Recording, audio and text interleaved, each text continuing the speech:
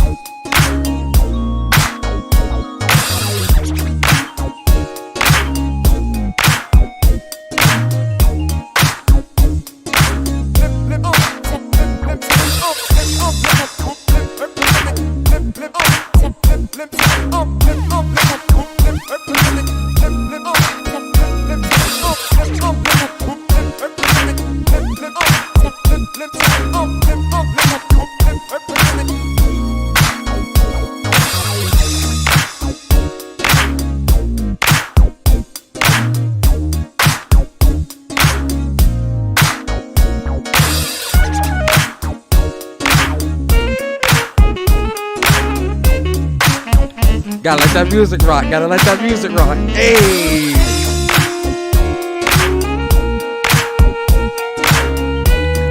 You hear that saxophone? Hear that clarinet, boy?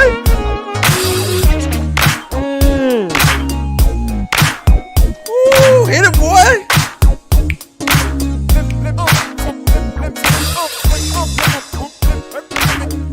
Going in. Ooh, going in.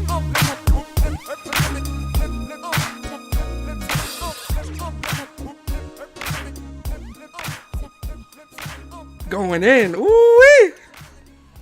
Going in. He going in. That boy going in. Ooh. What is good, guys? How y'all doing, man? Happy Sunday. Yeah, this is royalty free. Yo, J0. Yes, this is royalty free music.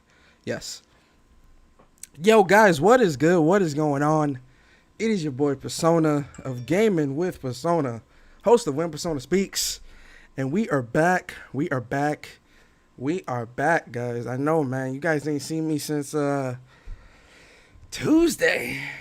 It was Tuesday. I had my interview with Jack Move, which was really fun. I really enjoyed that a lot, man. It was good to really it was good to talk to my boy Jack Move, man, get his thoughts on a lot of different things within the community. That was really good, man, really good. And so yeah, shout out to Jack Move, man. That was, like I said, great interview. If you haven't seen it, it's on the channel. Check it out for sure. So today is gonna be a decent show. We definitely about to do these first impressions. I couldn't let the weekend end. You feel me? I couldn't let us go into the new week without dropping my first impressions on Ghost of Tsushima. Ghost of Tsushima, for those who don't know, is a samurai-based game based in feudal Japan, with the main character being Jin Sakai, Lord Sakai. You feel me?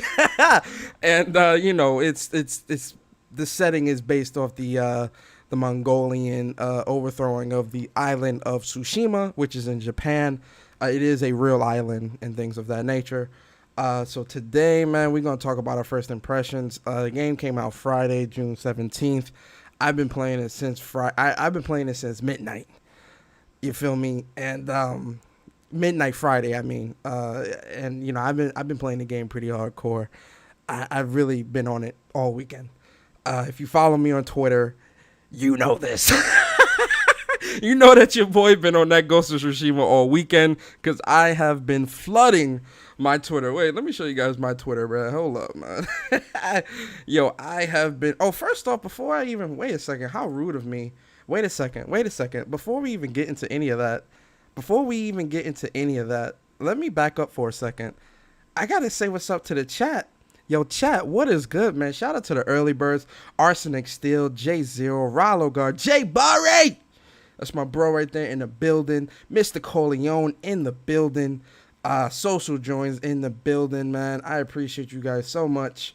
Who else is here? I know Omar stopped by earlier before the show started, and he was saying how he wouldn't be able to watch it live, but he would watch it later. So shout out to Omar as well, man. Let me give a big round of applause to all of you beautiful people, man. Thank you guys so much for being here on your Sunday. Thank you for, taking time out of your Sunday to come through and chill with your boy for a little bit while we talk about these first impressions with Ghost of Tsushima. Yo, you know what's funny about this game, man? I said this earlier in the week, too, that, I was going to have my samurai decked out. I really love, Japanese culture, and I love, samurais, all this different stuff, right? And with Ghost of Tsushima, I've been going, I'm about to embarrass myself for a second, guys. I'm embarrassed myself, but I've been going around my sword. I call my sword two things.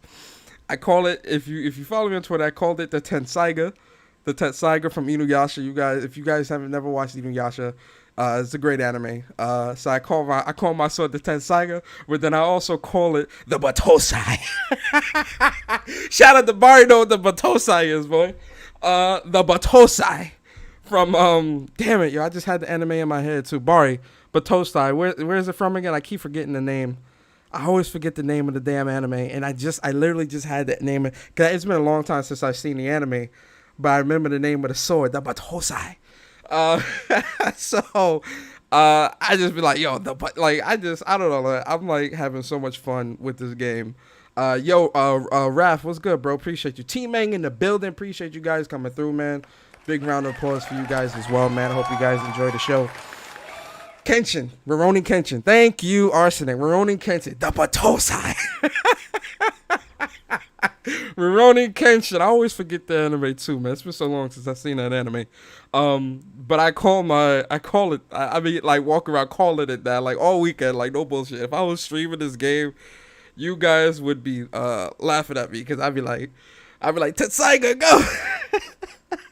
some super nerdy shit. Yeah, man, like if you follow me on Twitter, like I was saying, let me share my screen real quick. If you follow me on Twitter, then you know I've been posting. Shout out to Bari with his screenshots. Screenshots is dope as hell. As you know, this is important. This right here, we're gonna watch this later when we start talking about the combat. I mean, I posted this up for you guys to see as well, but this is something that I'm going to use when I start talking about combat, so we're going to go back to this later. But as you can see, man, my shit is nothing but Ghost of Tsushima all weekend, bro. This is all, Phil Spencer, big head ass, saying some stupid shit. But, man, I just been posting Ghost of Tsushima shit on my Twitter all weekend. These are some of my best shots that I took last night. I'll show you guys real quick. This is my favorite one. This reminds me of like some Batman shit. I'm a samurai of the night. Type shit, man. This one, like, one thing about Ghost of Tsushima, man, the photo mode in this game is second to none. I'm not even kidding. This has to be the best photo mode I've ever had the experience of using. In like this generation, this is the greatest photo mode of the generation. Straight up. I'm being real here. I'm being 100% real here. The only other it's one or two other photo modes that I think, I don't want to say it surpasses it because it doesn't, but so if I had to pick like top 3 photo modes of this gen, which that might be a good discussion. To have some of the community come through. But if I had to pick like top 3 photo modes of this gen, Ghost of Tsushima is definitely number 1. I think number 2 would be Spider-Man, the PS4 exclusive Spider-Man. I think Spider-Man would be number 2, and number 3 photo mode. It's a tie between Last of Us 2. No lie, it's a tie between Last of Us 2 and Horizon Zero Dawn, because I had a lot of fun. That Horizon Zero Dawn photo mode was like on another level as well. But Ghost of Tsushima definitely takes the cake. And like I said, this is like I think this is like my greatest screenshot that I've taken so far. It's definitely my favorite. Then, I like the type of photos that I like to take. Like if I was a photographer, I would definitely take, these are the type of photos I would take, where not necessarily them posing, but them just going about their natural life, and something that's more natural and realistic. You get what I'm saying? So I love you see the little grass right there, stuff like that. He riding along, and my second favorite, you guys about to see it. This is probably my second favorite screenshot within photo mode that I've ever taken. In a game period. Like I was riding, it's funny because I was riding to a destination and I had the camera kind of turned to the side a little bit, and I was like, shit, this would probably be a dope ass screenshot, because the way the dirt, it's crazy too, because the attention to detail in this game is actually quite amazing, especially for a world to be this big, because the map is very large, right? The attention to detail, with the horse riding through the dirt, you see the dirt kicking up and stuff like that. So I was like looking to the side, I was like, I want to catch a screenshot here. So, that photo mode, you press right on the D-pad. It's so quick. It's so, it's snappy. You can really capture some great shots. So this is probably my second favorite screenshot capture that I've taken, ever within this game. And then the last one the fox. You know, we all love the fox. He leads us to the shrines to offer our respects and prayers. And you know, this screenshot, like he was running so far ahead of me, and like the way the light was touching, because it was like sunbreak, and like the way the light was touching, the way it looked, I was like, yo man, I want to capture this screenshot. So this one was definitely one of my favorites as well. And then probably my top favorite, like this one. Yo, listen guys, I've been having some real serious fun within this photo mode. Like I said, I love when games put photo modes in their, when developers put photo modes in their games, because it allows us to be like real creative and like share our creativity. You know, if we taking screenshots, that's cool, but you know, sometimes you want to capture a specific thing, and photo mode allows that because you can really capture the moment more precisely. And again, I was riding a horse, we was on the cliff, and this just looked like a war general samurai, you know, about to speak to his people, preparing them for war. And then like the red backdrop and stuff like that to kind of make it look like, you know, look like some real Naruto shit with that infamous Tetsuku Yomi. Yo, so like it was just like really dope. Like, you know, the photo mode in this game is just phenomenal, right? My boy Lord Sakai. And what did you guys name your horse? Which one did you choose? It's funny. I know, but I gotta ask Bari too, if Bari in the chat. I know Bari chose Sora for his horse name. I know he did. I know Bari very well. I'm willing to bet $20 that Bari picked Sora for the name of his horse. I knew he was. As soon as I seen the name Sora, like when they let you choose your horse name, it was Kage, Sora. I forgot the third name. Damn, I forget the third name. But once I saw Sora, I said, yeah, Bari's picking Sora. I know Bari's picking Sora. I'm willing to bet $20 that Bari picked Sora. I chose Kage for my horse's name because Hokage, you know, Naruto's definitely, you know, I was thinking like the Hokage, like, oh, Hokage, Kage. Kage actually sounds dope. So I went with Kage, which I love the name. It's really dope. And, you know, again, Lord Sakai, my boy out here looking gangster. Let me show you what he looked like. Here you go. Oops, what am I doing? That's how he looked. You know, I gotta have a red and black. For those that know, my favorite colors are red and black. And, you know, got a nice little touch of white. My boy out here looking fresh. You feel me? My boy out here looking fresh and clean. You feel me? So yeah, these are, you know, some of the screenshots, and I wanted to show you guys these just so that you guys can kind of see them.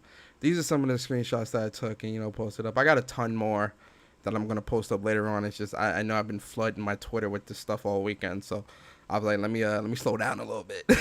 You feel me? But let's definitely get into LO was no lie, but you chose Nobu? Oh, it was Nobu. Okay. What? Bari chose Nobu? Yo, I am surprised. Bari, I am surprised. I am very surprised, bro. Nobu over Sora? Oh, I am very surprised in Bari because I did not think he would choose any other name but Sora. Seeing as Kingdom Hearts is one of Bari's favorite games of all time, I'm very surprised. But yo, all right, so let's get into his first impressions, man.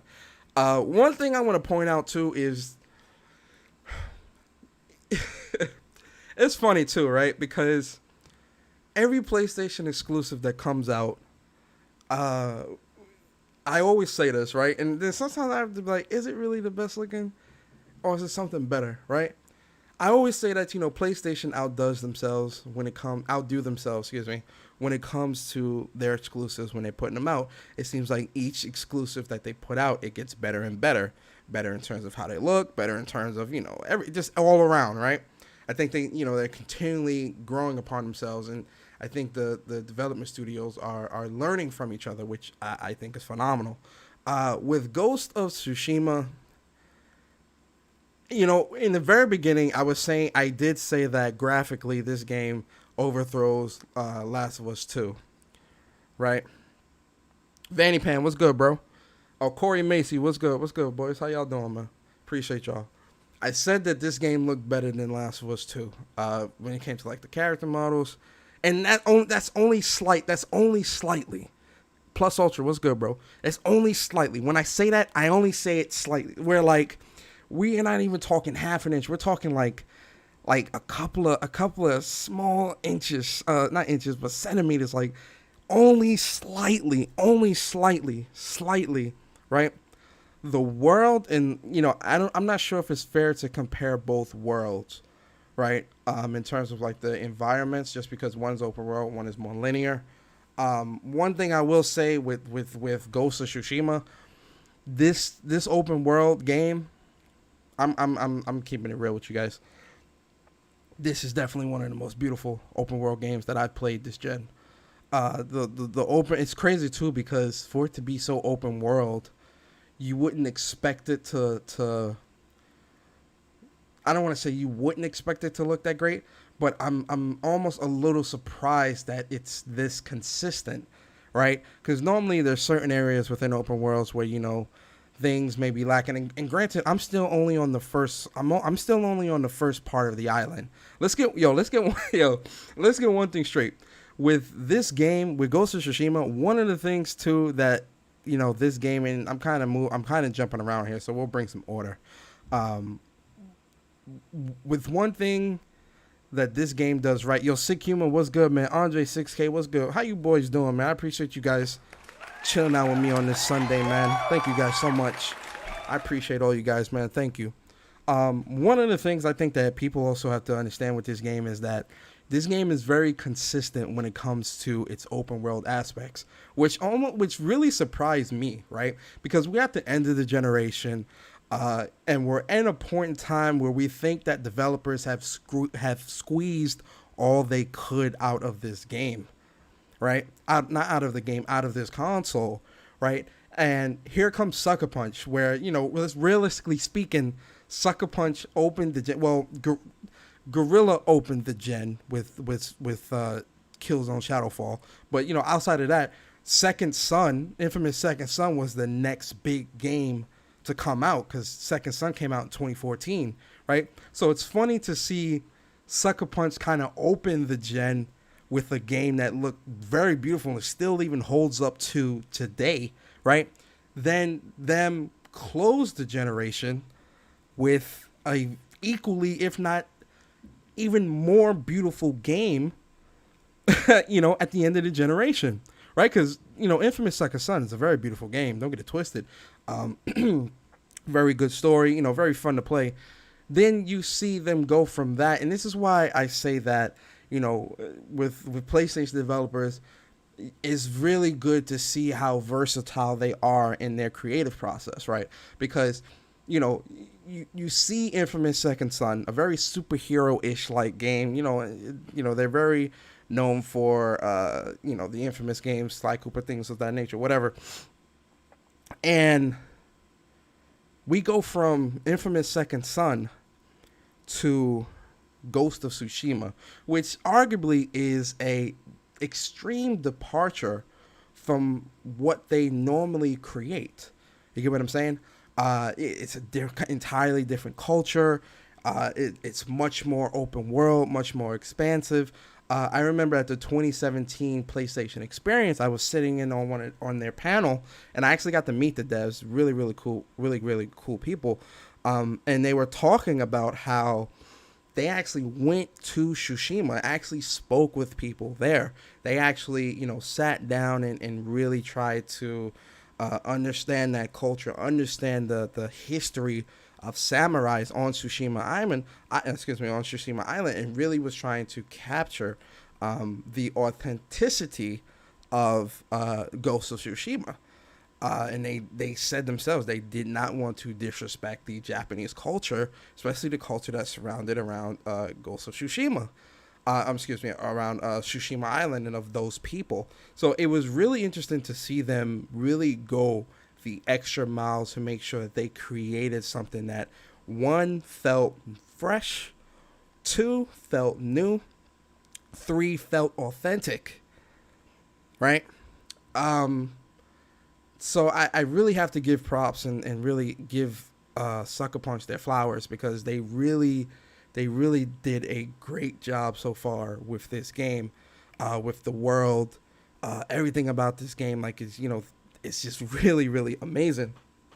So, in terms of the open world aspect of it, it is impressive. I have to be honest, man. Especially for open world games, I'm really, really impressed at how consistent the game remains.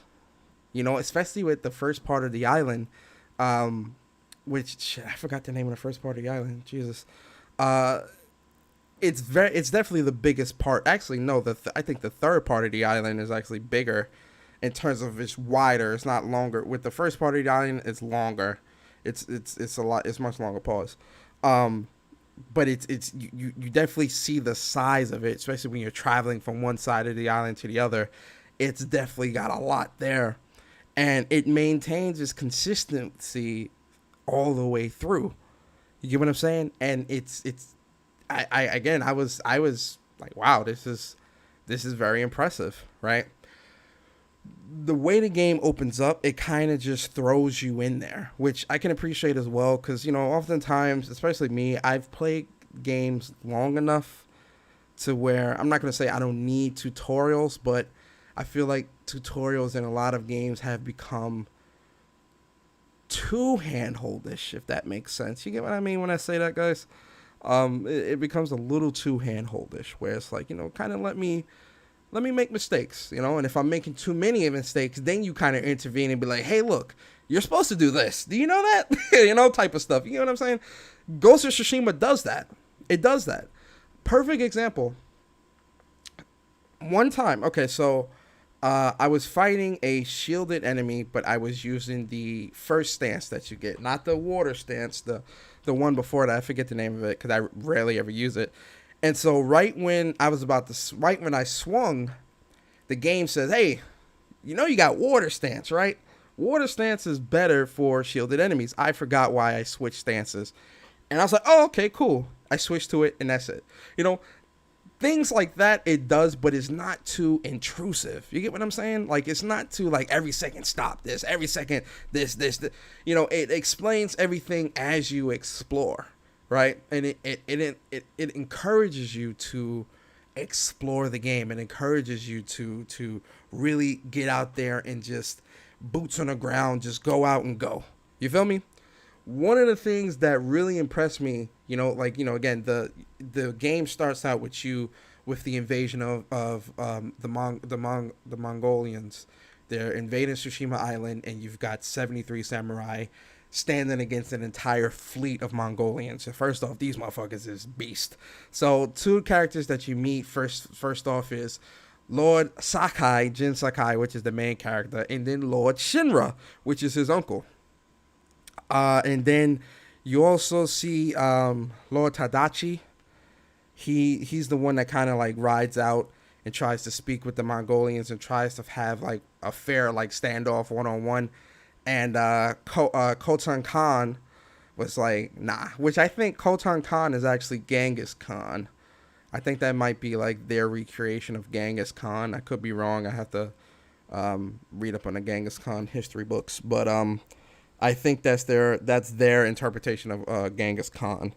But Khotan Khan is a beast, by the way. This guy is a big boy. Comes through, straight disrespects Lord Tadachi.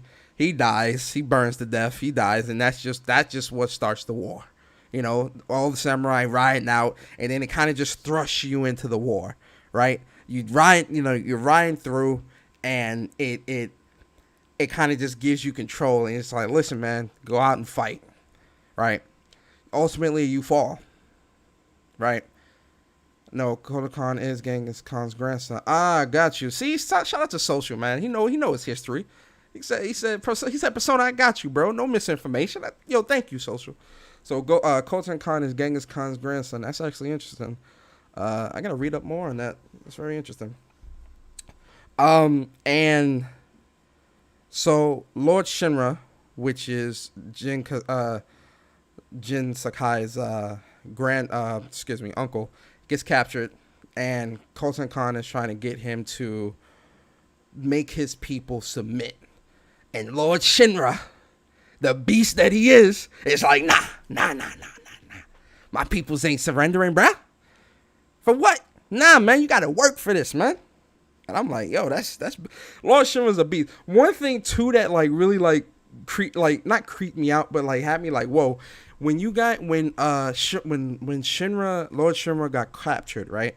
And Koten Khan was speaking to him, right? This is when they were on the battlefield. When he was speaking to him, were you guys paying attention to their face? Did you see the beads of sweat like dripping down the sides of their face when they were talking to each other during that scene? I was like, I captured it too. I didn't post it on social media yet. I'm gonna post it later, but I captured that and I was like, yo, is that? And this is like, I was just like looking at their faces, and like the sweat was dripping down. I was like, what the fuck? Like, I was like, they really got sweat dripping down these people's faces like naturally like that? That's crazy. That is crazy. Like, that just kind of like, I was just like, whoa, this is, because it looks so natural, because like they're both in war. They got this heavy armor. Well, Kotal Khan got this heavy ass armor on, and you know I'm pretty sure it's pretty hot out there, and like it was just so natural, like because realistically, motherfuckers would be sweating if they was out on the battlefield like that. So like it was crazy to see that so naturally, you know, because you could tell that Shinra was nervous, and you know Kotal Khan was hot because he had the armor and all this crazy stuff, and like I just seen the sweat dripping down both of their faces. I was like, whoa, what the hell? This is like, it kind of just like threw me off. I was like, what? Like, seriously? And I had to really look, and I'm like, yo, what? Yo, that's crazy. So like that was just like interesting to see like that they really captured even the small details like that, right? So again, shout out to Sucker Punch on that, right? So let's get to the world, right? Because this is something, guys, I've only done 3 missions, 3 main story missions. I'm gonna keep it real with you. I've been doing a lot of side stuff and defogging this map on the first part of the island. I really only did 3 story missions, and that's Lady Masako. I did her mission. I did Sensei Ishikawa. I did his mission, his first mission, and then I did Lady Yuna, where she's trying to find her blacksmith brother Taka. I did those 3 missions, and it's funny too, right? So I should have, for those that have not started it yet or are still like very, very, very, I mean, this is extremely early, but I would say do Lady Yuna's and Lady Masako.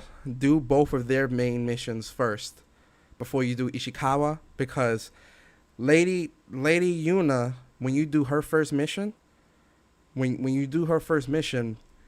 you actually get the ability to do stealth assassinations through her mission. Because like when I was doing some of the camps, I'm like, why can't I stealth none of these people? Like I was really trying to figure out why I couldn't stealth kill these people. Like it was throwing me off, and I was like, just run. I mean, I was just doing. I figured, oh, okay, I guess you have to do samurai till you get to a specific point, and then that's when you'll whatever. And I'm like, what am I now? I think the Great Hero Samurai or something. I forget which level I am. I've filled up the thing twice already, and I'm like, yo, why can't I do assassinations, right?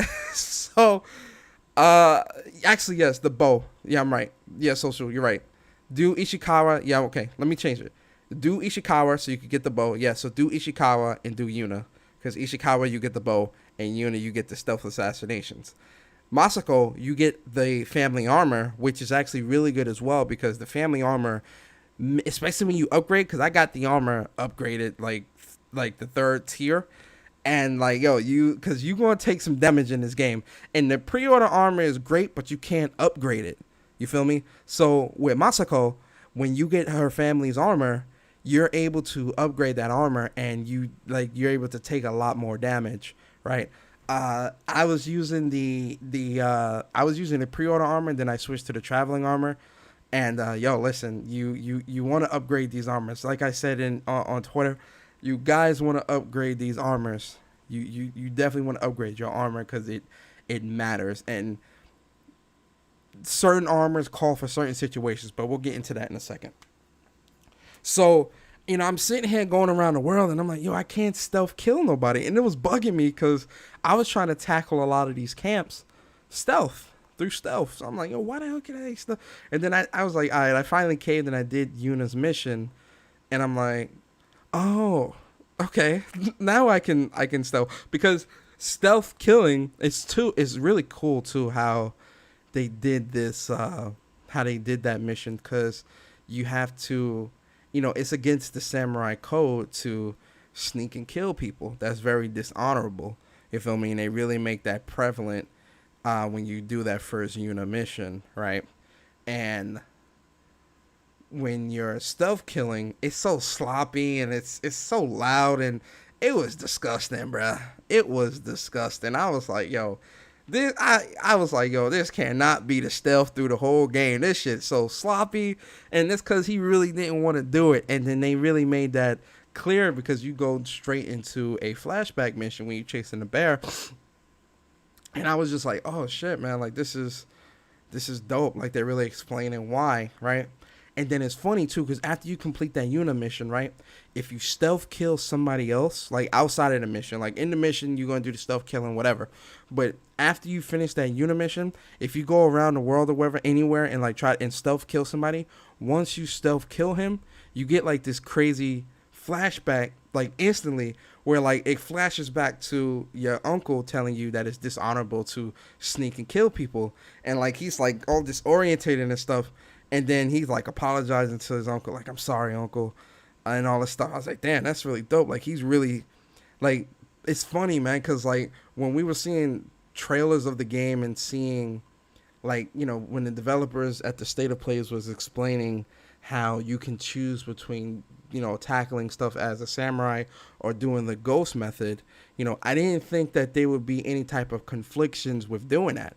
But the more you play through the game and the more you learn about the world and learn about Jin and understand where he comes from and why he is a samurai and why he is the way he is, you really do get to understand, like you really start to feel that samurai code, right? Like they really do a good job in the game of, I don't want to say making you feel like a samurai, but they do a good job of making you think like a samurai, right? You're going through the game, you're fighting people, you're doing standoffs and all this other stuff, and then you have to, do stealth, and they make it, they almost make it, they make you feel bad for stealth killing people, because that's against the samurai code. So, like, I really like that aspect to it, because, like, a part of me felt, like, conflicted, because I was like, damn, man, like, I don't, stealth killing these dudes, it's I should just keep fighting. But then it's like, stuff killing is really cool too, though. And I'm like, certain situations really do call for that. Or like, sometimes you want to do things in a more quiet way or whatever.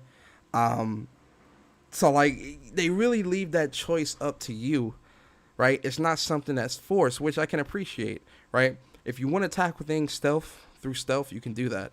If you want to tackle things straight up, like, hey, look, fight me. You know how you do the standoff and you be like, send your best warrior. Or you be like, fight me. Yo, he be saying some wild, crazy stuff when he do the standoff. I remember one time, I was riding and it said do the standoff. So I was like, all right, fuck it. I guess there's some enemies around, so let me do the standoff. So he said, send your best warrior, right? Yo, this dude had to be like 8 feet tall with this big ass shield. And I was like, I don't know if I want to do that. I was like, can we bring somebody else out? One thing about the standoffs that's really dope too. Yo, Sucker Punch is funny because with the standoffs, they'll actually pump fake you. They'll flinch at you to make you press the button. I got caught like 3 times with that, where like I'm doing the standoff, and he flinches, and I'm like, oh shit, okay, let me swing, and it's it was fake. They fake you out. I like that though. I like that because especially when it's, I mean, the more you do the standoffs, the more you can kind of pick it, like you'll know it's a flinch as opposed to the real thing. Like now I got it mastered where like they can flinch all they want. I ain't letting go of that button till you swing. You feel me? So I like that. I like that aspect of it as well. But One thing about the world that really surprised me, because open world games, they tend to, I don't want to say they tend to get repetitive, but I guess you could say they tend to get repetitive, or they get it's too much, or a lot of it doesn't have meaning. You get what I'm saying? One thing about this game that like really really has me, again, it's impressive, is the fact that there's a lot of things to do in the world outside of the main mission, but feel like main missions. If that makes sense. In other words, the side missions feel like main missions, and then the side missions feel like missions. Like they just feel, because there's multiple different types of missions. So okay, you have the main missions, which are in gold, right? But then you also have the mythic tail missions, which are missions. I've only done one so far, which is Todoroki. Toriyama. Is it Toriyama? Todoroki. What was the name of the dude with the bow armor style? He was like the best bowsman of his time. Was it Toriyama or why am I saying Toriyama? Todoroki. It was Todoroki, right? Correct. Somebody correct me in the chat. It was Todoroki. Am I right? I think it was Todoroki. But I did that mythic tale, and I'm thinking, it's just gonna be some bing bam boom.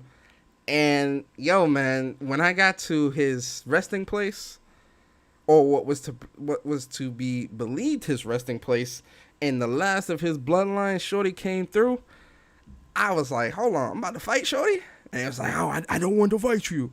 And she was like, Toriyori. Okay, Toriyori, got you. Toriyori. To have like something so in depth like that happen just so suddenly, right? And then to move on to something else, right? Like that's not the mythic tales definitely feel like main missions. They definitely feel like something that it's a part of the game. It's a part of the story. It adds to it, right? So you fight her, right? And then you get to the musician. Now, I'm gonna be honest with you guys. I've died at that part. When you get to the musician, I died at that part like 4 times. I'm not gonna lie to you. Listen, I'm playing on hard, and this is before I like upgraded the armor and did all this other stuff. This was like really early in the game actually, and I got to the musician, and like, yo man, the bow and arrow guys, they are fun. They're funny, man. They funny because they'll say when they're about to shoot, but then it's delayed. So like I'm sidestepping and I'm dodging the shots, and then everybody's and they shoot, and I'm like, yo, what the hell? Or like the shielded guys. Listen, these shielded guys are because like you get the big shielded guys, and then you get the staff users, and listen, man, it was like they really were throwing a lot at you, and then you got to keep him alive. Like you can't let them stagger you. I mean, you can't let them kill him, and they're gonna try to, and you only got a couple seconds. It was really fun though, because like it was really challenging, and it really did add to the whole immersion of the game. So I really did enjoy those active tales as well. Well, the one that I did, I have to do the one now for the Heavenly Strike. I'm actually gonna do that today. But and then like the smaller missions, which you'll get like tips from people around the world that'll say, oh, well, this person needs help with this, or yeah, I saw Mongols here, or oh, Mongols are preventing us from crossing the bridge. There's the bridge one where you have all these bow and arrow guys sitting in the rocks just shooting at the bridge, and you got to save the son of the nephew of the guy and stuff like that. Those missions even feel as if they have purpose. You get what I'm saying? Nothing feels too out of place when it comes to the mission structure. And I'm talking and again, I've only done 3 of the main story missions so far, but from the main story missions so far, all the way down to the, even the side missions, if you will, they don't feel out of place to me. They don't feel, everything feels like it falls within one place, because ultimately the people are looking to the samurai to keep them safe, right? So when you're traveling around the world and you're coming across a group of people that need help, it's not unrealistic for them to come and reach out to a samurai for help, because that is realistic. So when you have these types of things happening and you have random people coming to you, it doesn't feel like something that's shoehorned into the game to give substance, right? It's accurate, right? It's accurate to have these people looking to the samurai for protection, because that is what they did. The samurai definitely were the protectors. You get what I'm saying? So I think that also plays into why everything within the game in terms of the mission structure, it all lines up and falls in place. You get what I'm saying? Which again, I can seriously appreciate, and it's really well. Sucker Punch has done really well at structuring it in a way where it feels authentic. Now let's talk about the world. Listen, the world is beautiful. The world is traveling through the grass. You're seeing the sunset. You traveling under the moonlight.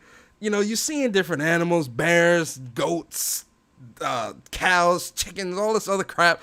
Yo, listen, the world is beautiful. The leaves falling through the sky all over the place. The forest, the bamboos, the light or as some people will, the God rays. The God rays that just come through the spaces of the trees, when especially at night with the moon and the sun in the morning, and you see that misty fog in the morning or that fog at night. Yo, guys, I'm telling you, if you have not played the game yet, you are in for a serious treat when it comes to traversing this world. And again, I'm only on the first part of the island. But even then, it's great. It's really is phenomenal. I love it, man. Like I really enjoy just riding around, and that's part of why I keep taking so many screenshots, right?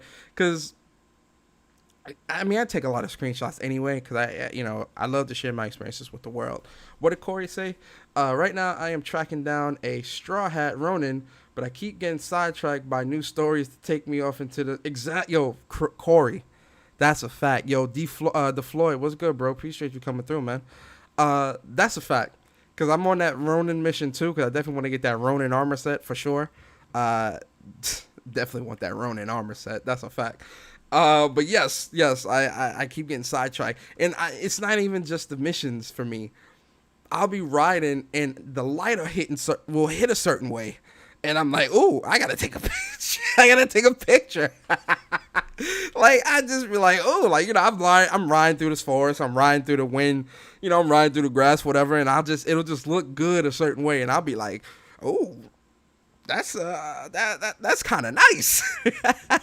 So I'll stop. I'll like go straight into screenshot mode, photo mode, and I'm setting it up. Straight up, I'm setting it up, man. So I mean, the world, it's beautiful, and it's very distracting to a degree. And that, I mean that in a good way, where again, I'm going off to do a mission. You feel me? I'm trying to go do missions. I'm trying to get through the game. And then the world will just hit me, and I'm like, oh, are we taking pictures? Listen, guys, I think that's a good problem to have.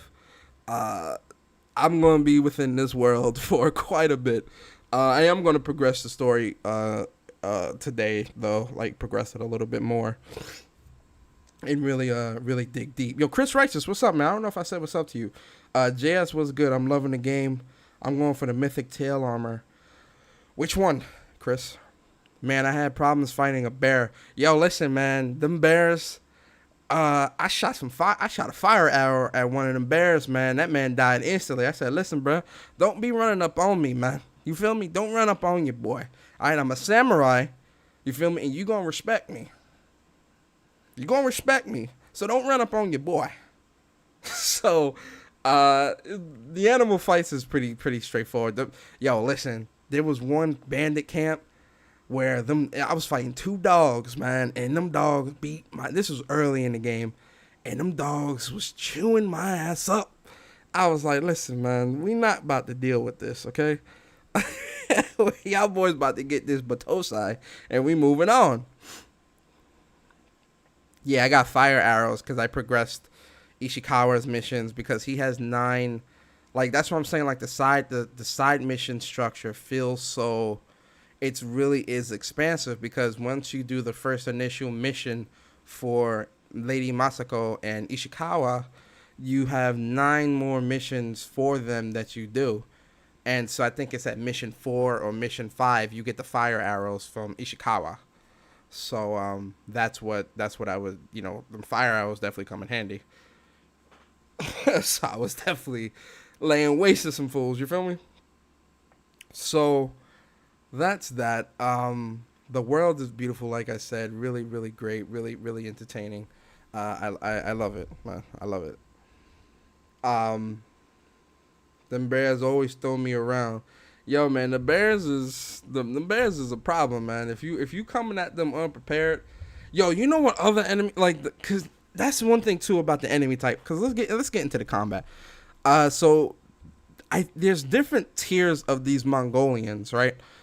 Because a lot of the people that I was coming across were, like the grunts, whatever. You got the bow arrow guys, you got the spear guys, you got the big guys with the shield and sword, the little smaller guys with the shield and sword. Then you got like the bandit camp leaders and all that stuff. But then they're all in red, right? I was in this happened to me last night, and I should have recorded this.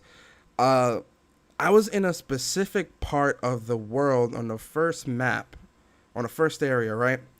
And the enemies that I was fighting, they were Mongols, but they were wearing blue, not red. They were wearing blue.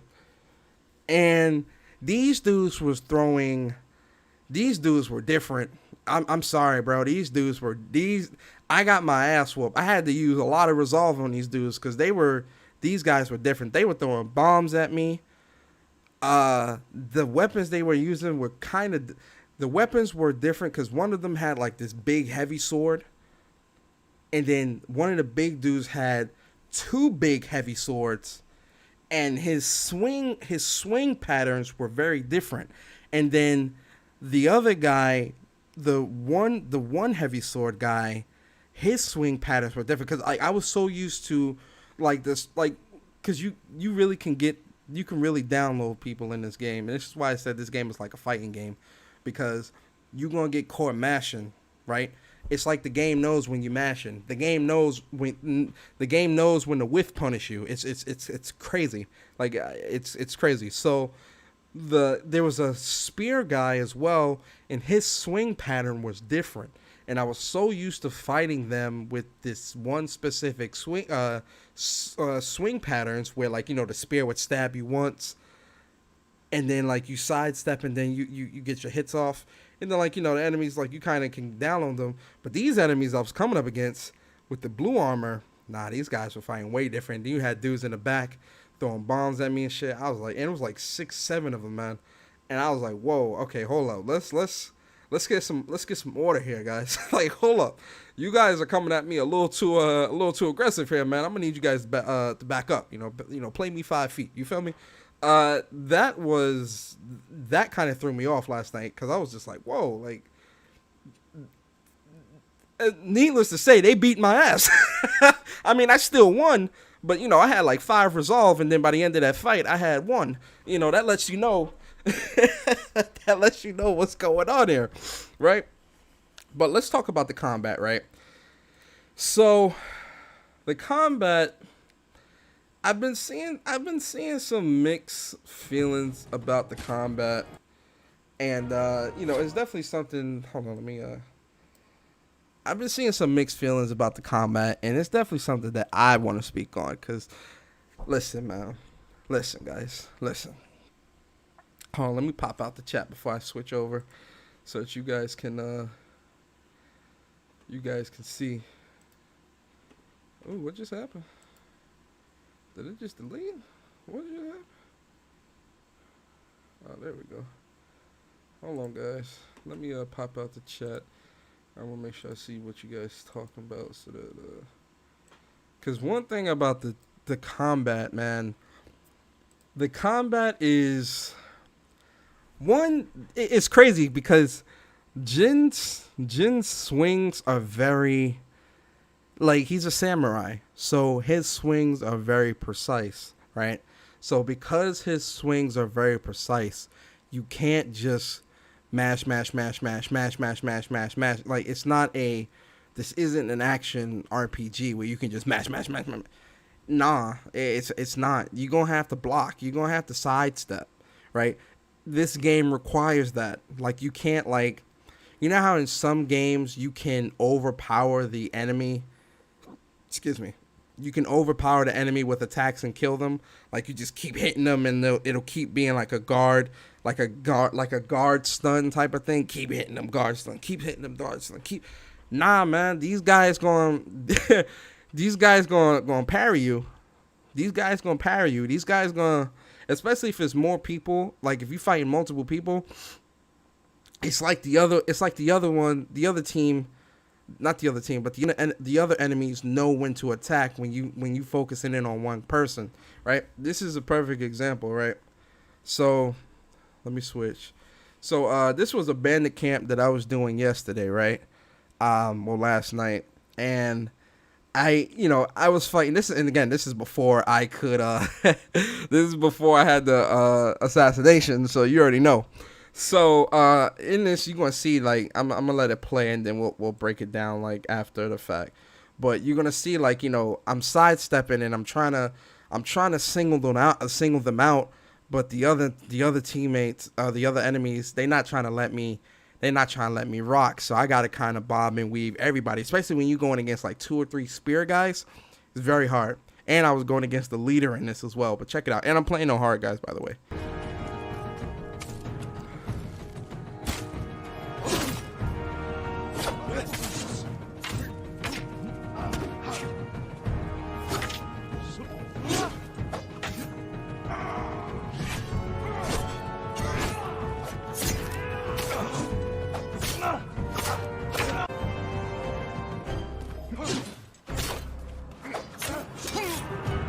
My man's washed me right there.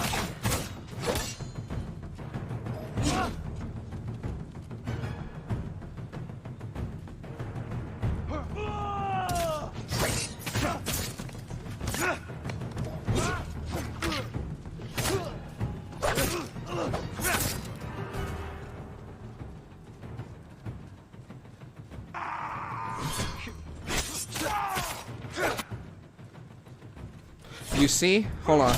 You see how when I went for the third hit, he sidestepped me? Let's play that back. I'm telling you guys, you got to be precise when you hits, right? Watch when I hit him the third time, or try to hit him the third time. He sidesteps that hit. Peep it. You see the sidestep? My man sidestepped that, bruh. I'm telling you, you can't mash with this AI, bruh. You can't mash in this game. Mashing is gonna wash you, bruh. That mashing gonna wash you.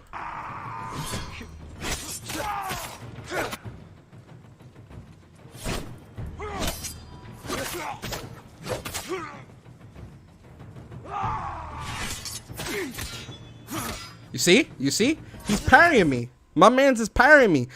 Guys, I'm telling you. And I made a mistake here. You're gonna see. I make the mistake because I know that he's close to dying, right? He's close to dying, so I get a little antsy, and he picks up that I'm getting antsy, and he's gonna catch me. Watch what he does. Watch again, right? So I know he about to die. I parry him. I'm trying to hit him. He blocks. He parries. He hits me. You see? I was mashing. I was getting too antsy. I was getting way too antsy. And he punished me. Peep it again. Peep it again. This is why I'm saying, in this game, you gotta be really precise, right? It's a samurai game. This isn't. I'm trying to think of like a mashing, like, action-y game. This isn't Devil May Cry. This is not Devil May Cry. This isn't. This is a samurai game. And it requires you to play it like such. because the AI is playing it like that as well. You can't mash. You're gonna get punished.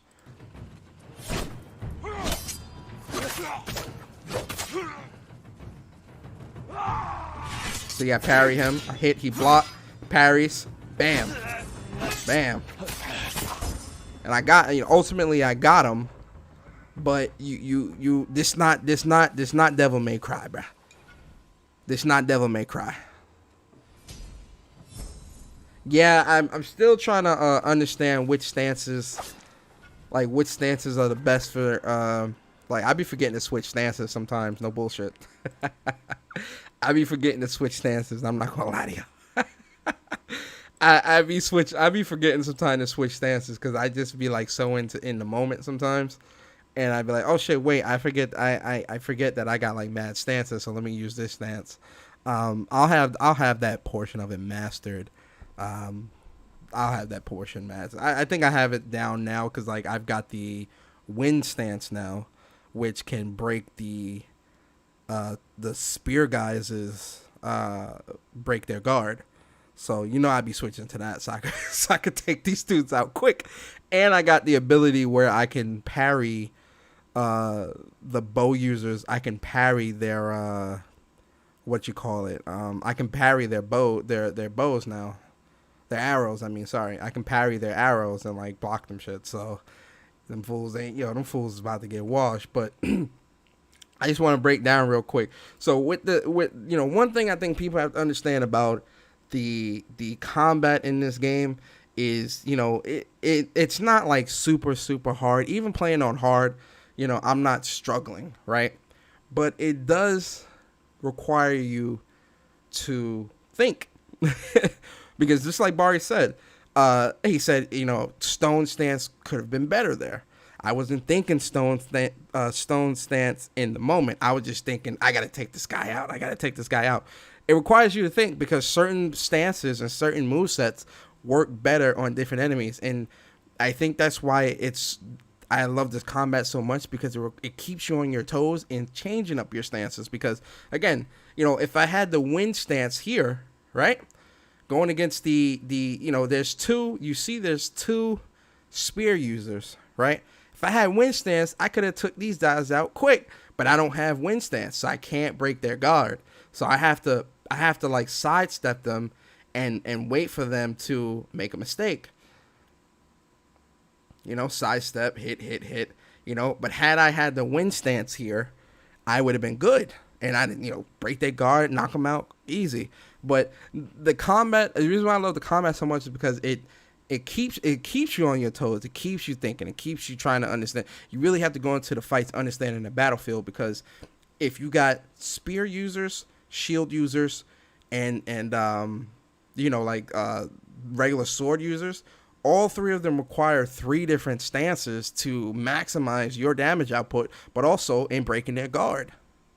That's not something that, that's something that you constantly have to be mindful of. You feel me?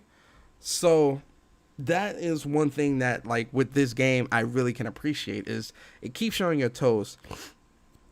Yo, Steels, what's good, man? Appreciate you coming through. One thing that I think also, because I seen some people complaining about there not being a lock-on mode.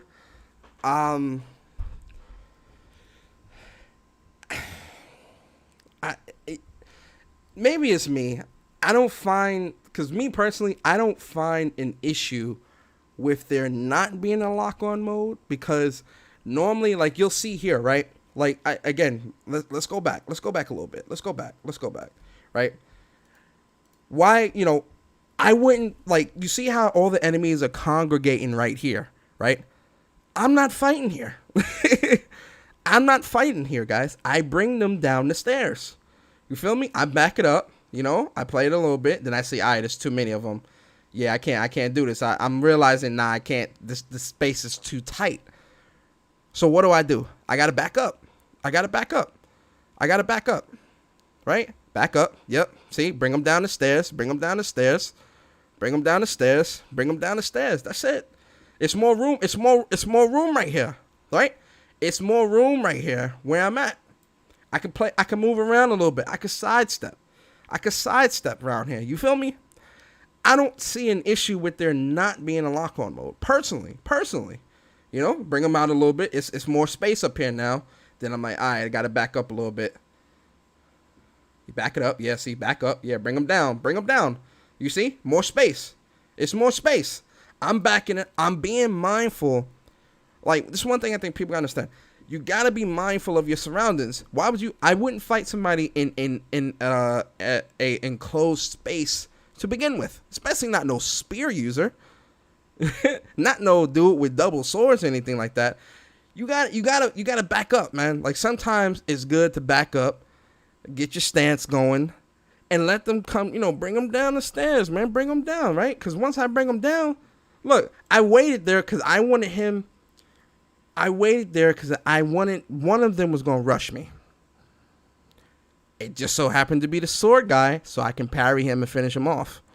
You see, I just stand there. Parry, you're done. Now we got 2. He's down here. It's more room for me to play around. Now we got 1.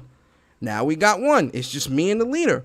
You gotta be mindful of your surroundings, and you have to play into that, right? There being a lock-on mode or, you know, things like that, I really don't see an issue. I'm being straight. I really don't see an issue. Personally, I don't see an issue with there not being a lock-on mode. I know others may feel differently, and that's perfectly fine. This is not an attack on how you feel about the lock-on mode or lack thereof per se. Me personally, I don't have an issue because I understand what the game is trying to teach me in terms of combat, right? Because in the very, very, very beginning of the game, in the very beginning of the game says to you, based on the direction that you have your analog in, that is the direction you are going to attack. Cool. Cool. That works for me. So I understand that. I understand that with this combat, my direction pad, not my direction pad, but the analog, how I have it positioned is where I am going to swing. So for example, let's go back. Right? If there's 3 dudes here, right? I can even go straight forward, which would hit this guy. I can kind of go northeast with the analog, and it'll hit this guy over here. Or I can go, well, this guy's a little far, so it probably wouldn't hit him, so it would probably still hit him. But if he moved up, oh, see, now there we go. You see? They're surrounding me. So now if I go left, it's going to hit him. If I go forward, it's going to hit buddy here. And if I go right, it's going to hit him. That is, in my opinion, that is the lock-on. In my opinion, it's more free-flowing. Again, this is a samurai game. It's free-flowing. I personally feel, and I agree with you, Sick. Sick says lock-on mode would make this game feel less free. I agree with that 100%. This game is it's a, I'm gonna keep saying it, guys. It is a samurai game, right? You gotta be, Kofi Lawson, what's good, man? Thank you so much for the subscription, man. Appreciate you. Hope you enjoy the channel. Hope you enjoy the content. I think one thing that people have to understand is that, you know, with samurai or with the samurai game, if there was a lock on, you locked onto this dude, and then you got to press a button to switch here. You still, if there was a lock on in this game, you still would have to sift through the targets, which in my opinion would be, I feel like it would take away from the experience. But the fact that I can use the analog and position the analog in a way where that is where my swing will go, I seriously can appreciate that. I'm being honest with you guys. I can appreciate them doing that. I don't have an issue with there not being a lock on. Because I see some people saying, oh, well, the tree is getting away and all that. Turn the camera. You got to turn the camera. You got to turn the camera. Straight up. That's really it. And to answer a question from Andre 6K, he was asking me, Persona, could you see a sequel to this game? I got to finish it. I got to get further into the game before I can see if there's a sequel. It's too early for me to say, Andre. It's too early. Yo, True Bleed, what's up? What up, Persona? I haven't bought Ghosts yet. They sold me SE copy. I'm salty as fuck. Oh, damn. I hope you get it soon, man. You can't have the level of freedom with your movement with a lock on. Sometimes you just need to move in a certain direction. Corey, exactly. Exactly. Exactly, man. Uh, Social joins. Lock on mode would break the immersion. It would play like Arkham with Moon Man walking across the screen. Yeah, I agree with that, Social. 100%. I agree. It just would take away from it. You feel me? But again, guys, as you can see, I'm able to sidestep. You see how, and you know why Lock On would mess this game up? It's the subtleties, right? So I want you guys to pay attention to something. When I sidestep like this, I actually turned my analog slightly. You'll see my attention move to the guy that gets closest to me because I turned the analog. Peep it. So you see how like I sidestep? It's quick, right? It's quick. You're not going to see it. So it's really quick. When he pushes me back, I turned my analog to the right, and I immediately turned that way. Peep it, right? So he pushes me, I sidestep. Now look, as soon as I sidestep, I'm already looking at Buddy. I'm already looking at Buddy right here, right? So because I'm looking at Buddy right here, I could punish if I had the right stance. I could have punished him. I didn't have the right stance, so it would have still been a block anyway because I didn't have the right stance on. And Buddy right here was preparing to hit me anyway. So that's why when I get pushed, you see he hits and I back up and I try to hit him. Then I'm like, nope. So again, I like the combat. The combat is great. In terms of like the upgrading, I like the upgrading as well because it's really, really straightforward. Like in terms of the armors that you'll get through playing the game. I don't think you can craft your own armor. I might be wrong. Again, I'm still pretty early in the game, so I'm not going to confirm or deny that. But in terms of like the charms that you get, right? Different charms. So think of charms as like perks, right? Like if this was Call of Duty, you know how you got Ghost and Sleight of Hand and all that stuff. Think of the charms in this game as perks, and the charms act as a way for you to beef up your character even more. So like, if you get damaged, one of the charms that I have on is I forget like the entire name of it, but what it does is whenever I take damage, I get 20% resolve back. That's one of the perks I have. Another one that I have is I have a 20% chance of doing double damage with my sword whenever I attack. Things like that. So think of the charms as perks. I do like that. One thing that kind of, I don't want to say it confused me, but it kind of threw me off a little bit in the very, very beginning because like I was really trying to understand everything. There's a lot of things to upgrade in this game, right? Because you can upgrade the stances. Then you also have the samurai upgrade trees, and then you also have the ghost upgrade trees. Then you have the ghost weapon upgrade trees, and then you have the so there's these elemental, there's these like attribute trees that you can upgrade where like when you unlock it, the winds will take you to like, all right, so for instance, there's the what's this called? The health upgrade that I unlocked. So whenever I choose the winds to guide me to any type of health upgrades, it guides me to all the health upgrades within that area of the map. That's something that you can upgrade. That's something that you can unlock using one of the skill points. Then you have like the master technique slots that you can upgrade, like with the heavenly strike and all this other stuff. There's a lot to upgrade, like a lot. So it was confusing me a little bit. Like I was really not confusing me. It overwhelmed me. I was overwhelmed. I was very overwhelmed in the beginning because again, they throw so much at you. So with the upgrades, I was kind of like, damn, should I upgrade this? Should I upgrade that? Like, what do I kind of had to like I sat down and I read like all the upgrades and what they do and stuff like that, and kind of built my my samurai around that. I like it. Like now that I understand it, I think it's a lot more Like it's a lot more manageable. But at first, you'll definitely feel a bit overwhelmed at that. Somebody was talking about fast travel. I think it was Mr. Corleone. Listen, that's another thing that's like pretty crazy. If you die in this game, the game loads so quickly.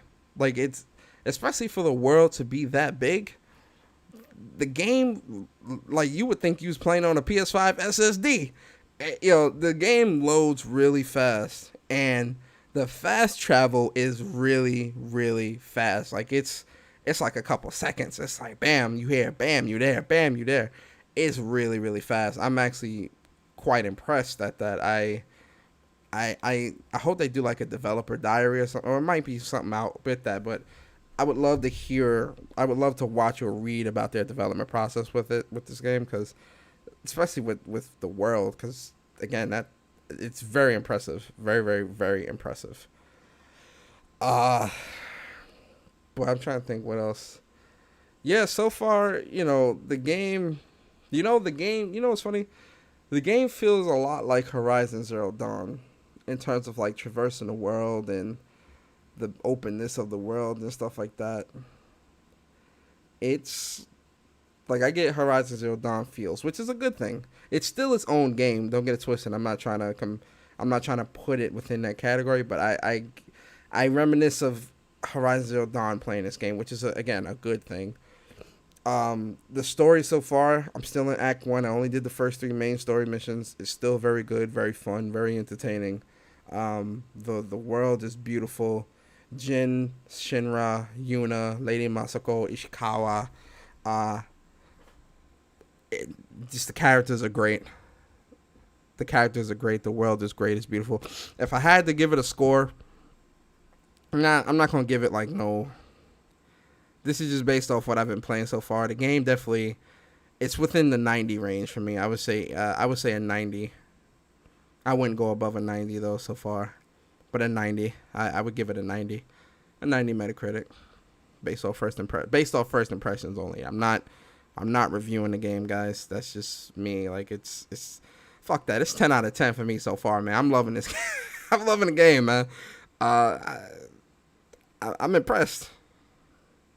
I really am impressed. And, this is why, and I've said this before, guys. If this is what Sucker Punch and Naughty Dog and Sony Santa Monica and all these people are doing this generation with these games on this console, I'm scared. Guys, I am scared of next gen. I'm scared. I'm very scared. I'm very, very scared next gen. In a good way. When it looks at PlayStation, because they really like, they definitely are dealing with no limits next gen. They're dealing with it's no limits next gen. You feel me? With the PlayStation devs. That power, that console, all that tech. I'm scared, guys. I'm scared. We might see shit that's gonna teleport us into another world, man. I can't wait though. I'm excited. I'm very excited. Ghost on PS5 is going to instantly teleport you to where you want to go when you hit the button. Yo, for real. If it's loading like this on PlayStation 4 Pro, I can imagine that PS5. That PS5, you can't blink. You blink, you gonna miss it. You can't blink because you gonna miss it. But yo, man, Sucker Punch, you guys snapped. I love the game so far. I've put maybe, I want to say I put maybe 15 hours into the game so far. I've really been playing this game a lot, guys. Like, I've seriously been playing this game a lot. Seriously, like all weekend, from Friday to Saturday midnight to like late at night. I've really been playing this game like crazy. And I'm still on the first island. I still got a ton of stuff on the first island to explore. I still got a ton of stuff I gotta do. Like, it's a lot, and it doesn't feel like busy work, man. It just feels good. It feels natural. It feels fun. I'm enjoying it, man. Like, I'm really gonna enjoy getting this platinum. And this is the last big game from PlayStation, by the way. This is the last big game from PlayStation for the year. Well, for PS4. Let me reiterate, for PS4. because by the end of the within the holiday we're going into next gen. So because we're going into next gen, we got Miles Morales and Astro Boy and Sackboy, all these great things coming out next gen. But I'm speaking only of PlayStation 4. This is like when you really think about it, guys, and it's kind of a bittersweet moment. And I'm probably gonna do a podcast on this. Probably like later, probably in the fall. I'll do it when we get closer to next gen. I'm probably gonna do a podcast just talking about this generation overall. I definitely want to get some of you guys on. Like I definitely want to get Sig, Barry, Chris, a couple people on and really talk about this generation of gaming. But when you really think about it, guys, man, this is the last big PlayStation exclusive for this gen. Like it's crazy, man, and they're closing out the gen with a banger. And the reason why I say it's bittersweet is because PlayStation 4 has brought a lot of great experiences to me. Both first party and third party has brought a lot of great experiences to me. And just thinking back, you think back about everything, you're just like, damn, man, I remember playing this game. I remember when I got this platinum. That it's just bittersweet in that regard. But I'm also really excited about going into next gen, right? Because this gen has left me in such awe and such amazement and such enjoyment that I can't wait for the future of gaming. And what the future holds in terms of more powerful technology, better games, things like that. Kena is a launch title as well. That's PS4 and PS5. I think that's why this game also, in terms of Ghost of Tsushima, why it's also it's like double or triple as special. And I'm not taking away from Last of Us, because Last of Us as well is very close to my heart and dear. But realistically, Ghost of Tsushima is closing out this gen, in terms of exclusives, first party exclusives. It is closing out this generation. So I'm as a gamer, as a PlayStation fan, I'm happy. I'm very happy. I'm satisfied, and I can't wait till next gen, guys. But yeah, man, that's my first impressions, guys. I do hope you guys enjoyed this first impressions. I will be doing a review of the game. I will be doing a spoiler cast as well once I beat it and platinum and stuff like that. Well, when I beat it, I'll do the spoiler cast, but I won't. Once I beat it, I probably won't have the platinum by that time. Ooh, something dropped. Sorry, hold on. I probably won't have the platinum by that time, but we'll do the spoiler cast and do all that great stuff. But yeah, that's pretty much it. That's pretty much it, guys. This week, so this week, the Xbox conference. Listen, guys. Listen to me, guys. Listen closely. Listen clearly, closely, and concisely. That Xbox conference will be live streamed. It's gonna be live reactions. It's gonna be me. It's gonna be Barry. And it might be Sick. I know Sick said he might not stream it. Hopefully Sick does come through as well. It'll be us and whoever else want to come through. It's gonna be great, guys. It's gonna be great. We're gonna be optimistic here, guys. It's gonna be great. Also, next Saturday, I've got indie developer Rohan coming through. Let me show you guys real quick. Rohan. So indie dev Rohan. He's been on when I used to do Mog and Friends. He came on the show before, and we talked about different things. But it's been a while. It's been about a year and a half. So I hit him up, and I was like, "Hey man, I'd love to have you come through, talk about." He's made games like Jack and Jill DX. He makes really small indie titles. Square Boy versus Bullies, which is a beat 'em up. I love that. I got the platinum in that game. Really great game. I do like that game a lot. Because it the message that it sends, and also it being a beat 'em up, which I enjoy. So he's gonna be on the show Saturday 11 a.m. He's gonna be special guest. We're gonna be He's from India, so that's why his time frame and everything is real different. Really, really cool guy, man. I like his work and things that he does. So he's gonna come through on the show, catch up with him. We're gonna see what he's been what he's been up to. Talk to him about some gaming stuff, next gen, current gen, what he's been playing. Talk to him about the development processes that he follows and stuff like that. So I do hope you guys can make it for that on Saturday. And then Thursday, what time is the Xbox conference Thursday? Is it 12? I think it's 12. Whatever time it is. Like I said, we're going to do the pre-show. We're going to start the pre-show at like 11:30. If it's at 12, we'll start the pre-show about 11:30. You guys don't want to miss that. That's going to be on my channel. I know Barry's going to be doing it on his channel. I think Six going to be doing it on his channel as well. We'll see. But I'm telling you guys, you do not want to miss that live reactions. I promise, guys, you do not want to miss that live reactions because it will be very entertaining. Even if the show is lackluster, the live reactions will be entertaining. I'll make sure of that, guys. It will be entertaining. I promise. So make sure you guys come through to that, okay? With that being said, guys, it is Sunday. I'm going to unwind, relax. I cleaned up all morning. I was like cleaning up all morning. It's crazy. I normally reserve Sundays for like laundry, cleanup, and all that stuff. So I was cleaning up, like I was up since like 7 this morning, just cleaning up my crib.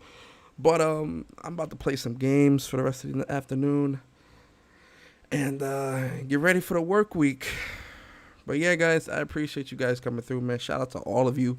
Corey, Social Joins, Chris Righteous, Arsenic, Requiem of Demons. Thanks for coming through, man. Andre 6K, Corey Macy, Dom P, Mr. Corleone, Sick Humor TV, Plus Ultra, True Bleed, Jay Barry. Who else came through? I said Chris Righteous, didn't I? Yes, I did. Def Floyd, appreciate you coming through. Steals Forever, I appreciate you. JS, J0, Raph, Rollo. Who else came through, man? Who else? Omar, I know Omar was here earlier, man. Arsenic. I appreciate all you guys for coming through, man. I really do appreciate you guys, man. Thank you so much for coming through, man. I appreciate all you guys who support the channel, who continually support the channel. You guys are amazing. Trust me, I don't just say that. I really do appreciate you guys' support. Because without you guys, this channel would not be popping. So I appreciate you guys, man. Also, I made it to 1,200 subscribers. You know, that's also something that I'm very appreciative of. I'm hoping to make it to 2,000 by the end of the year. Hopefully we can make it to 2,000. Also, there's a big announcement. I know I teased it, guys. I teased it. Hold on. Before we even get up out of here, hold up, guys. Hold up. Shout out to my bro, Bari. Where is it? Hold up. Where is it at, man? I teased it. I teased it, guys. Hold up. I teased it. Hold on, guys. Don't go anywhere. Stay right there. Don't close it. Hold up. I want to tease it some more. If I can find it. Mentions. Here we go. I go to my mentions. Real quick.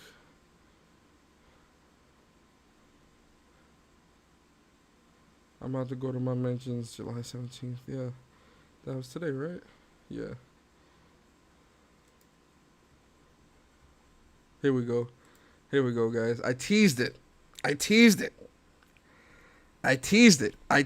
guys. Me and Barry both teased it. Now, we're not going to announce. When we truly announce everything, it's going to be phenomenal, guys. I promise. But a new PlayStation podcast is coming from Jay Barry and myself. A new gen is on the horizon. There's tons and tons of PlayStation news, PlayStation games, period, to be talked about. And the PlayStation community, we need more representatives. We got some good ones. You know, we got Sick. You know, we got myself, we got Barry, we got, Thrash, all these great people out there. But we need to get things in a just me and Barry, the way we mesh well. You feel me? This PlayStation Plus podcast, not PlayStation podcast, is going to be spectacular. I promise, guys. It's going to be very, very on point. I hope, we definitely gonna get the support of the community. But we're teasing it, and as you guys see, for those that are Final Fantasy fans, that is Zack's sword. Who's holding that though? What's going on? What does this sword mean, guys? What does the sword mean? All will be revealed very, very soon. I promise, guys. When the reveal happens, it's gonna be spectacular. I hope I see a lot of you guys in the chat of this podcast. Hopefully, we also see a ton of new people as well.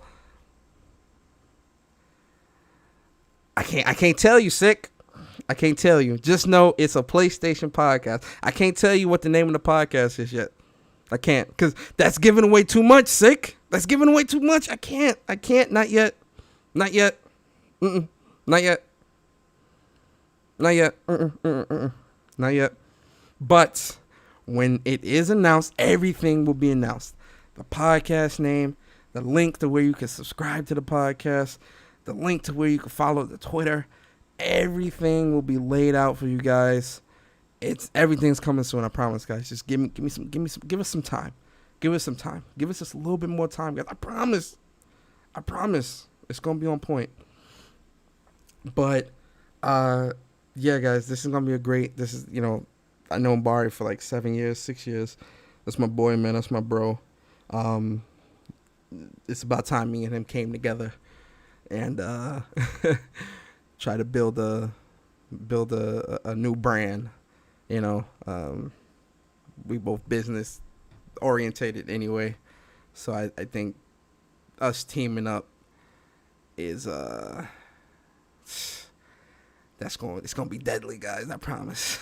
So keep on the lookout for that. Just wanted to tease that real quick on the channel. But yeah, guys, like I said, man, I appreciate all you guys, man. Thank you so much for coming through.